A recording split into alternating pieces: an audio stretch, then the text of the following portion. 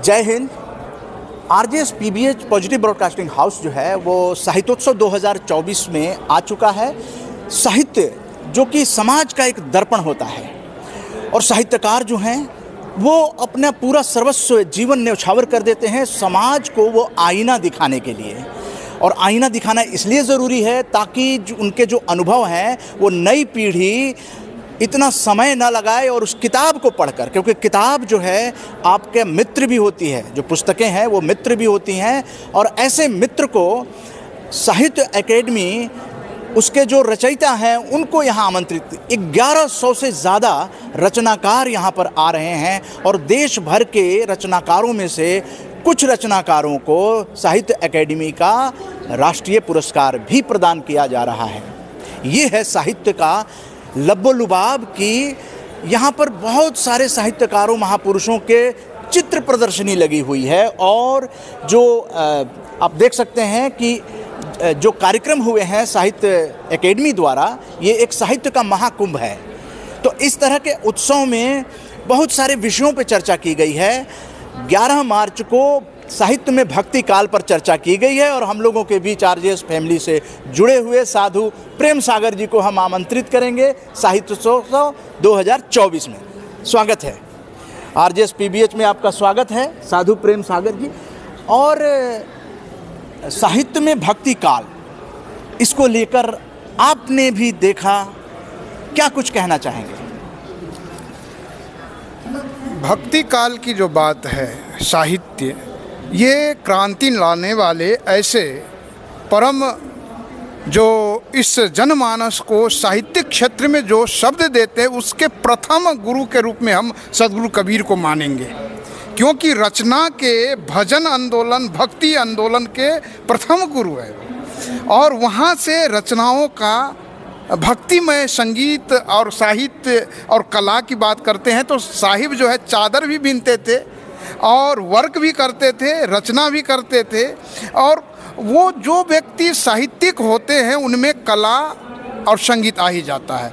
जो संगीतकार होते हैं उसमें साहित्य और कला आ जाता है, और जो कलाकार होते हैं उसमें ऐसे ही संगीत और कला का मिश्रण हो जाता है। तो हम तो ये कहेंगे कि महावाक्य है, साहित्य संगीत कला विहीन साक्षात पूछ विषानहीन तृणम नखादन्नपि जीवमान तद्भाग हेम परमम पशुनाम। तो जो साहित्य संगीत और कला को दिल से चाहता है वो कहीं भी होंगे, वो समाज को उस प्रकार से देखते हैं जिसमें वो सारे कला साहित्य सब निखर के आ जाता है। इसलिए हमारा राइटिंग, हमारा लिखना कभी बंद न हो। ऐसे साहित्यकार को जो हम यहाँ फोटो चित्र देख रहे हैं, और भक्ति के काल में ये लिखना पढ़ना आद्य साहित्य को देने वाला जो हमारे वाल्मीकि जी ऋषि हुए हैं, उन्होंने जो लिखे उस पर देखिए कि यहाँ पे गुरु नानक देव जी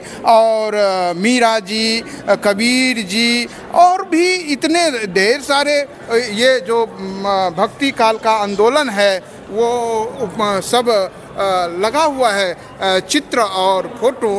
तो उसमें तो हमने सभी को पढ़ रहे हैं कि देखिए इसमें इतने महापुरुष हुए हैं, सूरदास जी हो गए, तुलसीदास जी हो गए, मीरा जी हो गए, जना, पीपा, रैदास जी, रामकृष्ण परमहंस जी, विवेकानंद जी, ये जितने ये महापुरुष हुए हैं, ये तो इनकी काम क्या कहना। इस पर हम तो जो भी हम कुछ कहेंगे वो तो बड़ा ही अनमोल है।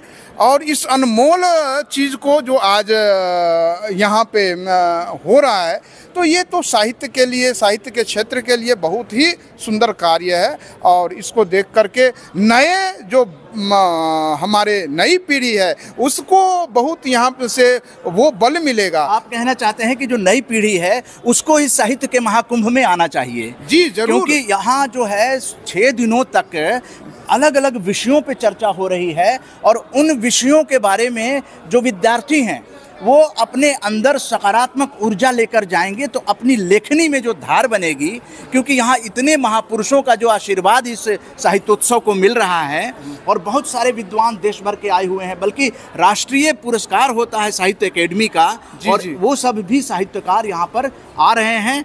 जिनका मीडिया के साथ इंटरेक्शन भी रखा जाता है, जी जी। तो उनसे मिलने का, उनको समझने का, उनसे बातचीत करने से अपने आप जो है एक साहित्य जो है वो समाज का दर्पण में नई पीढ़ी जो है अपना एक बहुमूल्य योगदान दे सकते हैं। साहित्य ही एक ऐसे क्षेत्र है जिसको लिखने और हमारे जो आद्य बात है, आद्य मतलब पुरानी बातें हैं, उसको संजोगने की और भविष्य को वर्तमान में टिकाने के लिए हमारा कलम ही है। और हमने 4000 पद लिखे हुए हैं अपना मौलिक, तो हम चाहेंगे कि इस देश को हम दें, एक एक पद हम दें, क्योंकि हम 16 वर्ष की अवस्था से, बालपन से हमने साहित्य लिखे हैं और स्कल्पचर की क्षेत्र और कला के क्षेत्र में काम किए। तो हमको बहुत हमें खुशी मिलती है कि ऐसे जगह जब ये हमारे भारत सरकार के माध्यम से ये सब कार्य रखे जाते हैं तो बहुत अच्छा लगता है। यहाँ आकर के हमें जो एक देखने को मिला है, बहुत अच्छी बात है। और हम दिखाना चाहेंगे यहाँ पर साहित्य अकेदमी पुरस्कार जो है ये प्रतिष्ठित साहित्यिक पुरस्कार है और इसे सर्वश्रेष्ठ साहित्यिक कृति के लिए 24 भारतीय भाषाओं में लेखकों को प्रदान किया जाता है। प्रथम साहित्य अकादमी पुरस्कारों की घोषणा 1955 में की गई थी और 1955 से 2023 के बीच 24 भारतीय भाषाओं के 1324 लेखकों को साहित्य अकादमी पुरस्कार प्रदान किए गए थे। तो अब जो ये दिशा दे रहा है साहित्योत्सव, तो इसको विकसित भारत 2047 कहा जा रहा है। जी जी। तो इसको लोगों तक पहुंचाने के लिए सकारात्मक पत्रकारिता और पत्रकारों को कितनी आवश्यकता महसूस करते हैं? बहुत आवश्यकता महसूस हम कर रहे हैं, क्योंकि पॉजिटिविटी को जब तक हम नहीं, सकारात्मकता अपने अंदर ऊर्जा को भरेंगे, तब तक हमारा यह काम संपन्न नहीं हो सकता है। क्योंकि हम संसार में जब देखते हैं, कबीर की वही साहित्य से मैं एक वाणी बोलता हूँ कि बुरा जो देखन मैं चला, बुरा न मिलिया कोई, जो दिल खोजा आपना, मुझसा बुरा न कोई। तो वो हम बोलेंगे, लिखेंगे, तभी कुछ होगा। आज का जो ये टेक्नोलॉजी आई है वो ज़रूरी है हम फ़ोन इस्तेमाल करें, लैपटॉप इस्तेमाल करें, और लेकिन हम लिखें। आज हम बच्चों से पूछते जरा अपना लिटरेचर लिख करके बताओ, तो पेन पकड़ना और लिखना भूल गए हैं, तो लिख नहीं पाते हैं। बहुत ही कम ऐसे बच्चे हैं जो लिख भी पाते हैं, कम लिख पाते हैं, क्योंकि वो टाइप कर रहे हैं और लैपटॉप पे काम कर रहे हैं, तो ये सब छूटता जा रहा है। लेकिन ज़रूरी है लिखना। जो हमारे आज तक साहित्य को बचाने वाले लोग हैं, जिसने लिखा है, डॉक्टर अब्दुल कलाम साहब से लेकर के और आगे पीछे पीढ़ी रवींद्रनाथ ठाकुर से लेकर के, और जो ये बड़े बड़े साहित्यज्ञ हो गए हैं, उनको तो मैं धन्यवाद करता हूँ, नमस्कार करता हूँ, जिनके अपने राइटिंग से उन्होंने दुनिया को एक नई पहल दी है। जी, हमारे बीच एक युवा हैं और सीधा हम उनको आमंत्रित करते हैं। प्रेम सागर जी, देखिए ये युवा हैं, इनकी मुस्कान बहुत कुछ कह रही है और हो सकता है साहित्य में रुचि हो, इसलिए साहित्योत्सव में आए हैं।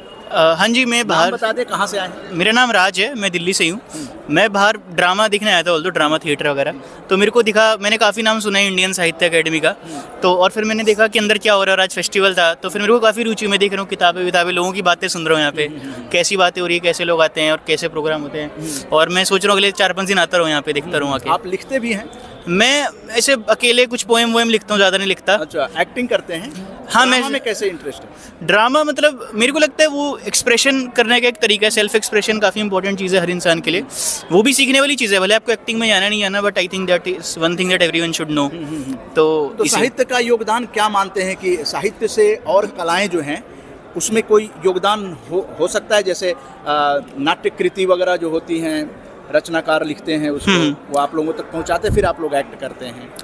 हाँ, वो आपकी बात सही है, मतलब इन दी एंड जो लिटरेचर है वो सोसाइटी की नब्ज़ है बेसिकली, तो वो नब्ज़, और वो एक्टर का काम होता है वो नब्ज़ को और फैलाना आगे, तो वो नब्ज़ मेरे को लगता है जितनी अच्छा कोई पकड़ पाएगा और उसका कितना अच्छा कोई रूपांतरण कर पाए, तो दोनों ही बातें इंपॉर्टेंट है। चलिए, तो युवा वर्ग भी आकर्षित हो रहे हैं और ड्रामा देखने आए, साहित्य के प्रति साहित्योत्सव में आ गए, तो इस तरह के भी युवा हैं। हमें क्या है कि युवा वर्ग को प्रेरित करने की ज़रूरत है, और यहाँ पर सकारात्मक पत्रकारिता का बहुत अहम रोल होता है कि जितने भी सैटेलाइट चैनल हो, सोशल मीडिया हो या प्रिंट मीडिया हो, या फिर न्यूज़ कास्टर्स, आजकल तो सोशल मीडिया पे काम करने वाले सभी न्यूज़ कास्टर्स हैं, तो जब तक देखिए अनावश्यक चीज़ों की चर्चा करने से अच्छा है कि जो सर्वस्व जीवन न्यौछावर करके समाज को कुछ कृति दे गए, कुछ अपनी रचना दे गए, उसके बारे में यूथ जो है आकर्षित हो, उनके अंदर वो भूख जगे कि हमारे कौन कौन से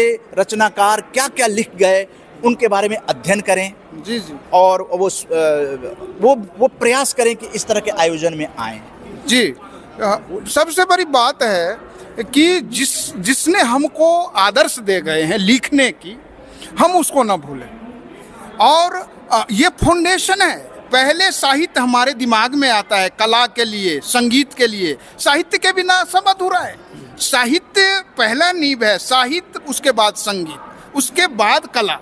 तो वो हमारे फाउंडेशन है, हमारा चित्र है। साहित्य से हमारे अंदर में साहित्य भरता है। ऐसे मूर्ति बनानी है, ऐसे हमें लिखने हैं, ऐसे गाने हैं। तो ये तो बहुत ही प्रथम बात है ना, साहित्य को अपने अंदर में संजोना और साहित्य को निकालना, लिखना, राइट करना किसी भी चीज़ के लिए। इसके बिना हर चीज़ अधूरा है। बिना लिखे कुछ भी नहीं हो सकता। प्लान इसके बिना अधूरा है।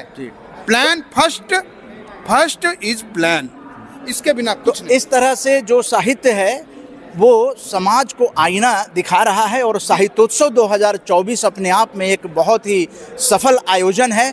ज़रूरत इस बात की है कि ज़्यादा से ज़्यादा संख्या में यहाँ आकर जो रचनाएं हैं उसके बारे में जानकारी प्राप्त करें। जो साहित्यकार आ रहे हैं उनके अलग अलग लगभग 190 सत्र हैं यहाँ पर 11 से 16 मार्च के बीच में।